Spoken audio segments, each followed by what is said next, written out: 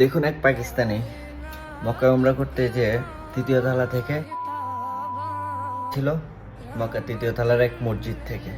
আর সেখানে কর্মরত অবস্থায় সৌদি আরবের পুলিশে সেখানে গার্ড হিসেবে ছিল। তার জীবন বাঁচানোর জন্য সে নিজের জীবনকে বাজি রেখে ওইখানে ছুটে চলে গেছে শুধুমাত্র ওই মানুষটার জীবন বাঁচানোর জন্য। কিন্তু সে এটা চিন্তা করে নাই তাকে যদি বাঁচাতে যেয়ে নিজের জীবনটা চলে যায় তাহলে কি হবে। অথচ এই মানুষটা কখনো এটা চিন্তা না করে ওই মানুষটার জীবন বাঁচানোর চিন্তা করেই ছুটে গেছে। আর এটা দেখে আবারও প্রমাণ হইল যেটা শুধু আবু জেহেলের দেশ না, এটা আমাদের নবীজিরও দেশ ছিল। আপনারা সৌদি আরবের বিষয়ে যতটুকু মন্তব্য করেন, সৌদি আরবের মানুষগুলো ততটুকু খারাপ নয়।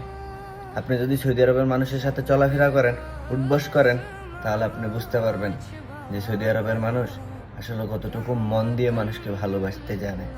দু চারটা কথা আপনি হয়তোবা ভিডিও দেখে বলতে পারেন, কিন্তু বাস্তবে সামনাসামনি যখন একটা সৌদি আরবের মানুষের সাথে উঠবস করবেন তখন বুঝতে পারবেন আসলে কি সত্যি সৌদি আরবের মানুষ খারাপ। যদি সেটা বলেন তাহলে আপনি বোকার স্বর্গে বাস করেন। একটা আরবিয়ান মানুষ ওদের মতন মানুষ হয় না। যদি সেটা আপনি ভালো মানুষ হন তাহলে সেটা আপনার সাথে দেখাবে।